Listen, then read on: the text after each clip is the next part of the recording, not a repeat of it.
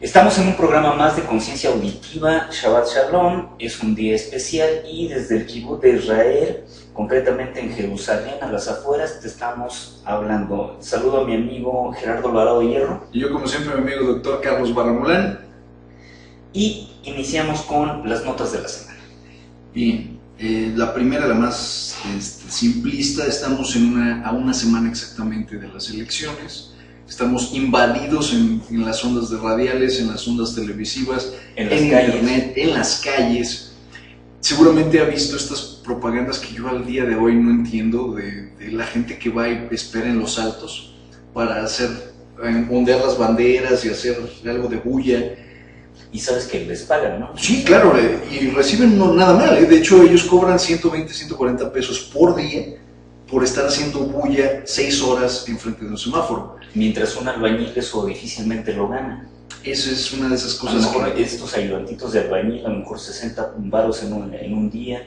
Aparte es un trabajo que además es provisional completamente. Sí, pero aparte de ser provisional, digo, amén de eso, es un trabajo donde los ves echando desmadre, ¿no? O sea, hay alguien que le está agarrando las nalgas a alguien, donde la bandera, es bulla, es como contaminación visual, ¿no?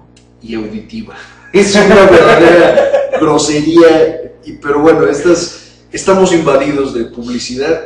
Yo no entiendo cómo los partidos, y de verdad no lo entiendo, cómo los partidos que, bueno, ya han perdido tanta credibilidad al punto en el que simple y sencillamente no son lo que se pretende que fueran, llegan a este nivel de querer cerrar todo en la última semana o en las últimas 3 semanas. Me he olvidado de la ciudadanía durante los últimos 3 años, pero no hay problema. Ahorita en 4 semanas voy a satisfacer las necesidades y las dudas de todos. Parece absolutamente increíble. Bueno, me llegó un meme donde está la boleta electoral y están evidentemente los logos de cada partido y alguien dice, qué bueno que los veo juntos para mandarlos a chingar a su madre. A todos. A todos. Es una grosería, es verdaderamente increíble. Todavía más allá, porque esta elección va a costar un poquito arriba de los 1.500 millones de pesos. Un poquito arriba de los 100 millones de dólares. O sea, las escuelas que se podrían construir. Es más, saldría varios hospitales de ahí, de estos regionales, varias cliniquitas regionales que hacen falta, no sé. Ojo, 1.500 millones es solamente para montar las elecciones. Agrégale los cerca de 2.500 millones de pesos que están gastando, ya gastaron los partidos. Son 4.000 millones de pesos, son un poquito arriba de, conservadoramente, 220, 230 millones de dólares que nos estamos gastando en un ejercicio simulador. Porque ya sabemos dónde va a ganar, quién va a ganar. Sí, hay pronósticos, hay pronósticos claros sobre estas condiciones. Parece que dentro de los pronósticos el partido que se ha visto más afectado es finalmente PRD por esta decisión que tuvo con Morena. Entonces, dentro de las funciones porcentuales de la elección, evidentemente, y sobre todo con lo que tiene que ver con la Cámara, que es muy importante con la Cámara de Diputados, le va a golpear. O sea, finalmente le va a pasar factura la decisión que tuvo con Andrés Manuel. Esto tendría 2 lecturas. A mi juicio, en primera, la propia erosión interna de la izquierda, y en la izquierda hecho partido, más que allá de un movimiento, la decisión de esto, y una segunda lectura es el capital político que aún puede tener Andrés, ¿no? O sea, son 2 condiciones que están ahí primando. Que es interesante pensar qué capital político le puede quedar a Andrés Manuel López Obrador. Ya habíamos hablado de algunos de estos posibles candidatos y se ve... Se ha erosionado, pero, por ejemplo, con lo que pasó en Ayotzinapa con José Luis Abarca, no hubo una sombra muy grave o muy grande frente a Andrés, porque se decía que Andrés había tenido relación con este fulano, ¿no? Finalmente, y con la gente, evidentemente con la gente que hace posible la candidatura de este fulano como alcalde finalmente en Guerrero. Entonces, las cosas están ahí en entredicho, o debieron estar en entredicho. Pero PRD arrastra toda esta serie de sombras finalmente hasta este proceso electoral, y el que sale revitalizado finalmente, increíblemente, ante esta erosión es finalmente PRI, ¿no? Porque PRI tiene una coalición con Verde Ecologista, y la oposición inmediata sería Acción Nacional, que ya se había debilitado en el proceso presidencial anterior, ¿no? Parece ser que precisamente las masacres Ahorita está Solalinde haciendo una afirmación muy fuerte. Solalinde dice, el padre Solalinde dice que la masacre se ha convertido en la forma institucional de poder narrar la verdad.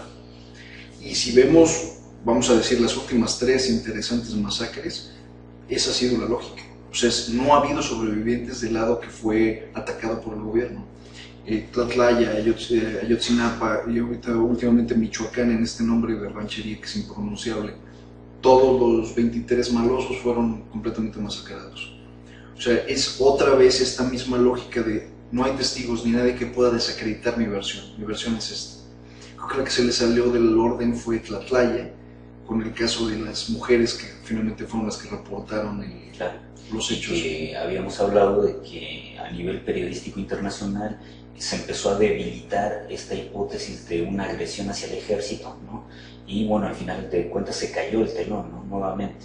Entonces el Estado tiene error tras error y sin embargo no lo reconoce, pero lo paradójico de esto es que la memoria de la población o el conocimiento y memoria de la población es tan laxo que de repente no pone el dedo en la llaga en la elección, ¿no? Decir, bueno, han pasado tantas cosas, a PRI le tendría que pasar factura a esto y de repente parece que no es así. No le pasaron la factura al PRI, le pasaron la factura al presidente. Ajá. O sea, finalmente la cara del presidente es la que está desprestigiada. Y Ayotzinapa, ahorita que se acaba de celebrar los 8 meses, no estuvimos tan mal en el vaticinio, finalmente fue un desmán tremendo, detuvieron Reforma, trataron otra vez de ingresar al Zócalo, vuelve a ser el mismo mitote de la vez pasada, incendian propaganda política, lastiman a los granaderos, queman a un granadero, hay imágenes interesantes de un granadero prendido de fuego ahí. Los papás andan en Europa, muchos de ellos, difundiendo el evento. Exactamente. O sea, dices, a 8 meses es la antesala de lo que va a ocurrir para la celebración del anuario, bueno, del anual del luctuoso. Yo creo que va a tener, va a cobrar mayor nitidez, ¿no? Mucho Ahora, más. al proceso electoral es benéfico que haya sido en junio y que no haya sido en septiembre. Exactamente. O sea, mucho mejor que fuera en junio, o sea, todo viene ad hoc, inclusive. Hubiera sido en junio la masacre, bueno, esta hubiera sido la elección totalmente desaparecida para el PRD y para el PRI, por el puro voto de Castillo. Claro, yo creo que paralelo a todo esto también, que vale la pena comentarlo, está la precaria, miserable y asquerosa actuación del INE, ¿no? El INE no tiene control sobre la elección, no tiene control sobre la partidocracia. Esta posibilidad que tuvo sobre la ley de procesos electorales ha ido erosionándose. El consejero presidente es una persona que deja mucho que desear, no es el mejor conductor de esto, el mismo consejo del INE deja mucho que desear. Creo que al final el consejero presidente lo que está haciendo es lo que él mismo representa y parece, está toreando la situación y realmente ni acaba de dar, ni acaba de hacer, ni acaba de formar nada. Y creo que los partidos finalmente lo saben qué tan debilitado está ahorita el INE y están haciendo gala y uso y abuso de esa potestad. Ok, bueno, y yo no quiero que se me olvide dentro de esto. En este proceso electoral, no sé, hay una parte intelectual muy importante y de fuerzas políticas que llamaron al voto nulo. O sea, se ha proyectado mucho el voto nulo como un voto de la conciencia, ¿no? Pero esta actitud ha resultado ampliamente excluyente de la posibilidad de inferir de alguna manera en el poder político si es que se lleva a cabo, o sea, si la gente atiende en alguna medida al voto nulo, voto en blanco o voto de muchas opciones para nulificar el voto. Me parece que la clase política no tiene ningún resquemor con respecto a esto, o sea, si ellos mismos votan por ellos y se eligen, con eso ganan. Claro, no hay ningún problema. Entonces este voto nulo finalmente se convirtió en una especie de derrota anticipada de la misma ciudadanía. Y eso es lo que no se vio en una primera instancia. Yo sé que hay enfado, sé que hay desencuentro, que hay rencor, pero... No de su voto. Claro, yo creo que es la peor condición que se puede hacer, ¿no? La pregunta que subyace atrás es que la gente sigue diciendo, bueno, la partidocracia todos son malos. Sí. ¿no? Y aquí de repente votamos por el menos malo, pero el menos malo sigue siendo malo, ese es el problema, ¿no? Claro. De hecho, lo que habíamos dicho la semana pasada, que cerca del 94% de la población en México no confía en los partidos políticos, es una figura erosionada, desgastada, y evidentemente las rémoras que son sus candidatos, ¿no? Completamente. Ahora, de repente no sé quién es más rémora, si el partido o el candidato. Los dos, es una relación simbiótica. Finalmente, ¿cuál es la rémora, no? Es una relación totalmente simbiótica. Creo que se deja de entender quién es el depredador, quién es la rémora, y creo que es una relación tan flexible que se pasa de uno a otro, ¿no? Ok, quiero decir algo, para mi suegra que es ampliamente ignorante, simbiosis es la reciprocidad que se establece entre diferentes organismos para obtener un dividendo. Y una supervivencia. En este marco de la politiquería y las elecciones, la Secretaría de Desarrollo Social, la Sedesol, estaba otorgando televisores en plena época electorera por parte del gobierno federal, y ellos afirman que no es anticonstitucional porque finalmente no lo están haciendo para promover el voto hacia el partido, sino que lo están haciendo porque correspondía a los tiempos de entrega de televisores. Yo me pregunto cómo la Secretaría de Desarrollo Social es menester realmente para su función entregar televisores de 42 pulgadas.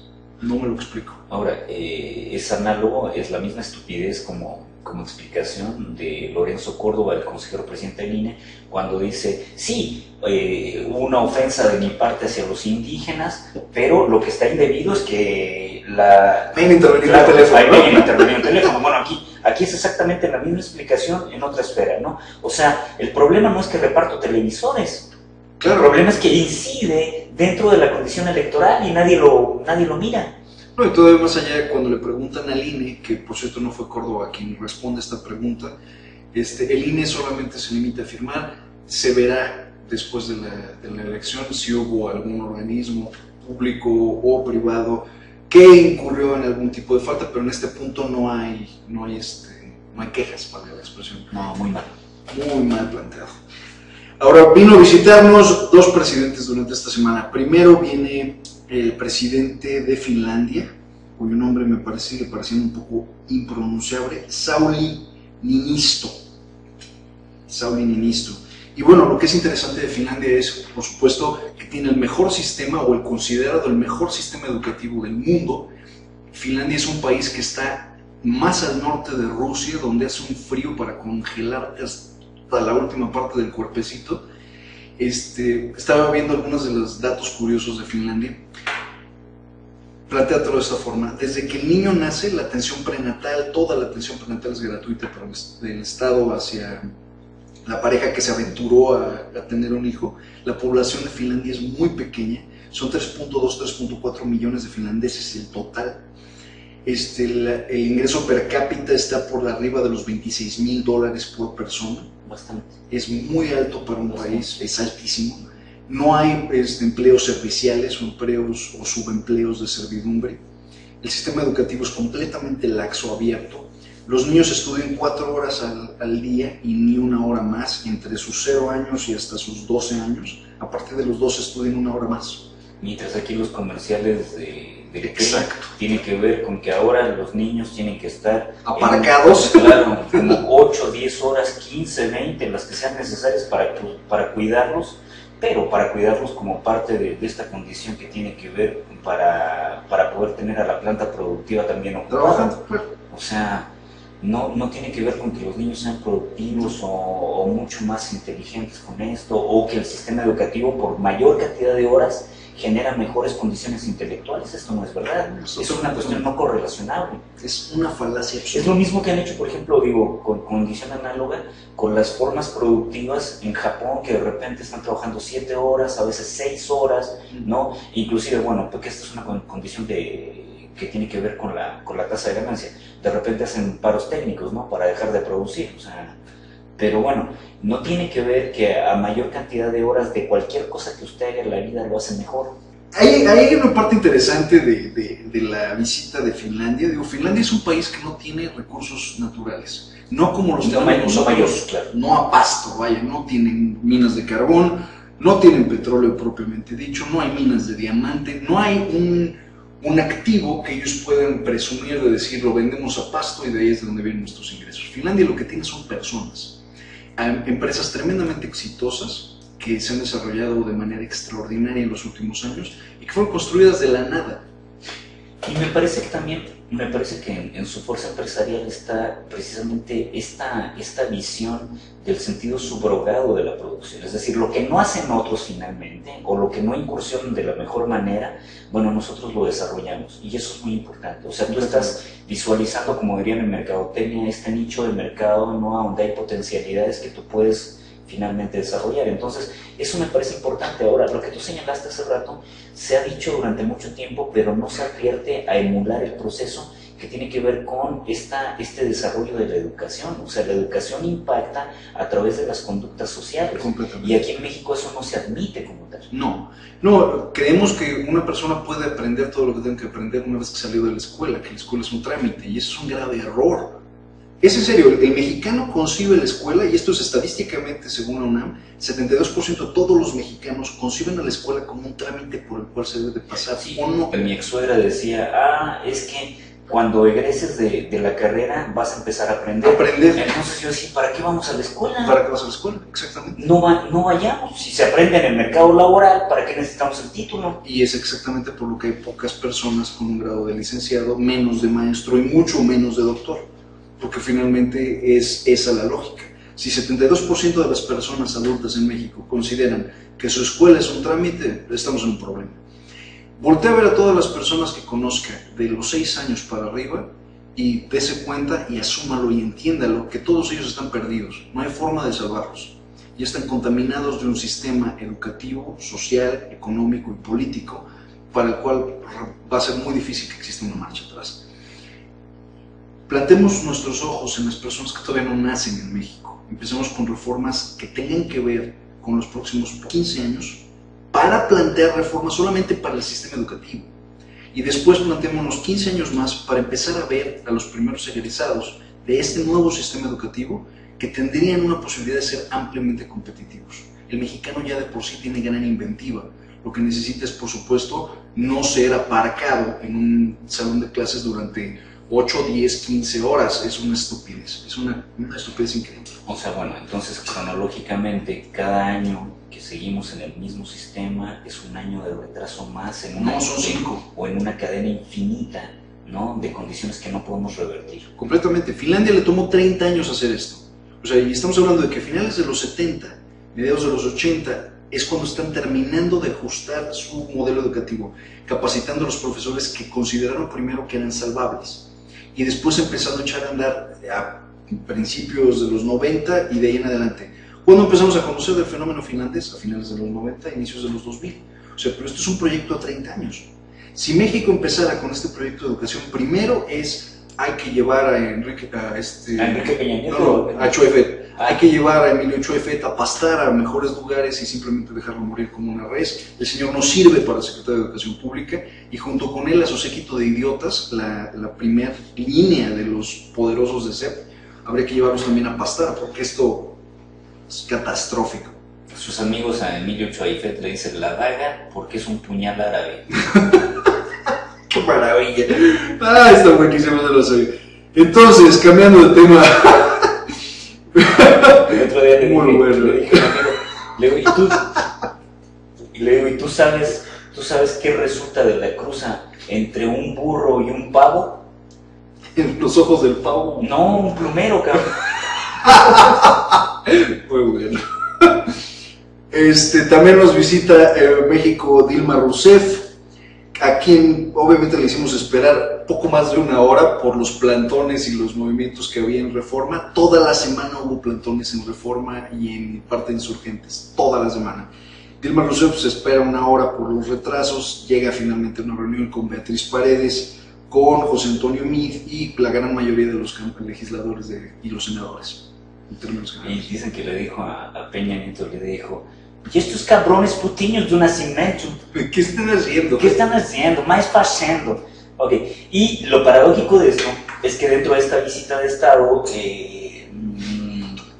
me parece que surgió un concepto que yo no había escuchado, que yo no había escuchado a nadie, ni a la palestra política, ni intelectual en México, y Enrique Peña Nieto dice que son potencias emergentes, que Brasil y México son potencias emergentes. Y yo dije, ¿potencia de qué? 52 millones de pobres de una población total mexicana, nada más México, de 110, 112 millones de mexicanos. O sea, es 42, 44% de tu población está en la miseria, pero somos una potencia emergente. Pero no, o sea, es que todavía no dimensiona el concepto porque no se le ocurrió al CIDE, o sea, al Centro de Investigaciones Económicas, no se le ocurrió a los güeyes de la Bolsa de Valores, no se le ocurrió a nadie. De repente el presidente dice, somos una potencia emergente. Qué optimista. Entonces, sí, realmente hay un optimismo. Una potencia emergente es Francia.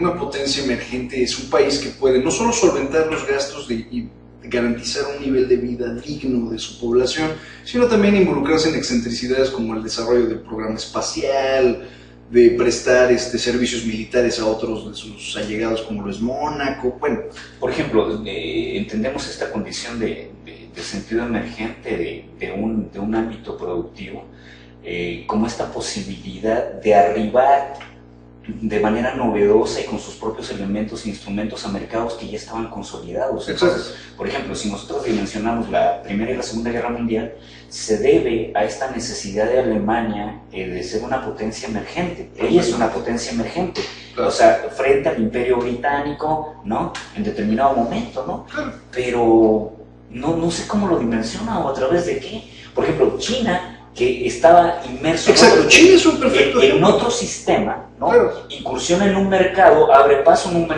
nuevo mercado y es una potencia emergente. Me parece que esa sería la definición de... Claro. Pero, finalmente, en un término muy optimista, somos ahora una potencia. A no ser que la haya cagado y confunda potencia emergente con economía emergente. Yo creo que más bien es... Porque el término de economía emergente se ha empezado a señalar durante por lo menos una década en América Latina, claro. Pero no me parece que... Y finalmente uno de los datos curiosos era que el 65% del ingreso o de las riquezas, por así decirlo, de toda América Latina venían entre México y Brasil repartidas, ¿no? Finalmente 65% de toda la riqueza de Latinoamérica. Bueno, fíjate que habían análisis en esto, habían análisis históricos donde hacia los años 40, entre los años 40 y 50, hay una estimación importante. Había 3 países que se les otorga cierta luz de poder llegar al primer mundo. Uno era Argentina, Brasil y otro era México. El proletariado industrial y las formas productivas habían tenido cierto índice hacia la reconversión industrial, modernización tecnológica, y esto los llevaba a ponerlos ahí en un sitio más o menos especial, aunado evidentemente a que son 3 países en América Latina cuyas potencialidades geofísicas son importantes, o sea, tanto Argentina como México como Brasil las tienen como tal, ¿no? Y México tiene una potencialidad que ahora también se ha descubierto que la tiene Brasil, pero la tiene México durante mucho tiempo, que es petróleo, ¿no? Entonces, esto posibilitaba ese desarrollo, pero en tiempo y espacio hay algo que yo quiero decir, por ejemplo, que estabas señalando tú de Finlandia.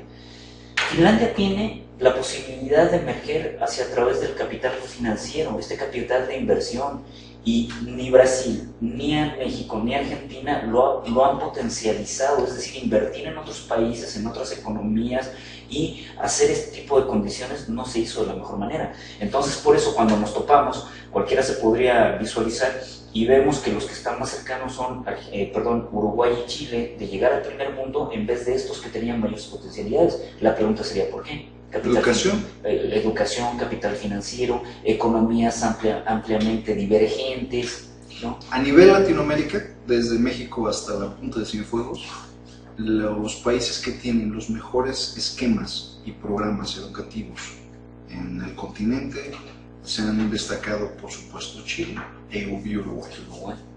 Y en número 3, muy remoto realmente respecto de los primeros 2, está México, y de ahí para abajo.